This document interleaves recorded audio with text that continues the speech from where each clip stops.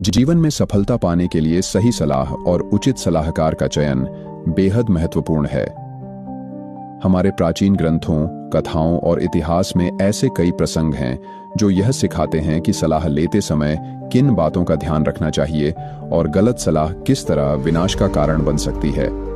आइए इन पहलुओं को विस्तार से समझते हैं। सलाह देने वाले का चरित्र और नियत महाभारत का उदाहरण इस बात का सबसे बड़ा प्रमाण है कि सलाह देने वाले का चरित्र कैसा होना चाहिए। कौरवों ने शकुनी को अपना सलाहकार चुना, जिसकी नियत कौरवों का भला करने की नहीं बल्कि उन्हें बर्बाद करने की थी। उसने अपने स्वार्थ के लिए उन्हें युद्ध के लिए उकसाया और उनकी हार का कारण बना। दूसरी ओर पांडवों ने भगवान कृष्ण को अपना मार्गदर्शक चुना। कृष्ण की सलाह धर्म और सत्य पर आधारित थी, जिसके कारण पांडवों को विजय प्राप्त हुई। सीख: सलाह देने वाले व्यक्ति का चरित्र, स्वभाव और उसकी नीयत परखना बेहद जरूरी है। यदि सलाहकार स्वार्थी, कपटी या लोभी है तो उसकी सलाह को अनदेखा करना चाहिए। 2. सही सलाह को समझने और स्वीकार करने की क्षमता।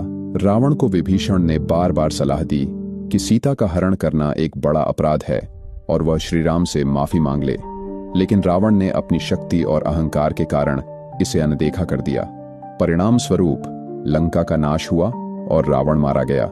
वहीं श्रीराम ने हर कदम पर आर्षि मुनियों और वानरों के सुझाव को महत्व दिया। उन्होंने विभीषण की सलाह को स्वीकार किया और लंका पर विजय प्राप्त की। सीख: सलाह को केवल सुना नहीं जाना चाहिए, बल्कि उसके पीछे की सच्चाई और तर्क को समझकर उसे अपनाना भी जरूरी है। 3. अनुभव और ज्ञान को प्राथमिकता दें। चाणक्य ने अपने समय में सम्राट चंद्रगुप्त को सही समय पर सही सलाह दी। उनकी नीतियां और मार्गदर्शन के कारण चंद्रगुप्त ने एक महान सम्राट के रूप में ख्याति प्राप्त की। चाणक्य का अनुभव और ज्ञान उनकी सबसे बड़ी ताकत थी। यदि कोई अनुभवहीन व्यक्ति सलाह देता है तो उसकी सलाह पर विचार करना जोखिमपूर्ण हो सकता है। सीख: अनुभव और ज्ञान रखने वाले व्यक्ति की सलाह को हमेशा महत्व देना चाहिए। 4. स्वार्थ मुक्त और निष्पक्ष सलाह को महत्व दें। कुरुक्षेत्र के युद्ध में अर्जुन अपने कर्तव्य को लेकर भ्रमित हो गए। तब भगवान कृष्ण ने उन्हें निष्पक्ष और स्वार्थहीन तरीके से गीता का ज्ञान दिया। उन्होंने अर्जुन को यह समझाया कि धर्म और कर्तव्य के मार्ग पर चलना ही सही है। कृष्ण की सलाह निष्पक्ष थी, जिसका उद्देश्य केवल अर्जुन का कल्याण और धर्म की स्थापना था। सीख: सलाहकार को हमेशा निष्पक्ष और स्वार्थ रहित होना चाहिए। जो व्यक्ति अपने लाभ के लिए सलाह देता है वह आपकी प्रगति में बाधा बन सकता है। 5. जल्दबाजी से बचें और धैर्य रखें। आचार्य चाणक्य ने कहा है, जल्दबाजी में लिया गया निर्णय अक्सर गलत होता है। किसी भी सलाह को सुनने और उस पर विचार करने के लिए समय लेना जरूरी है।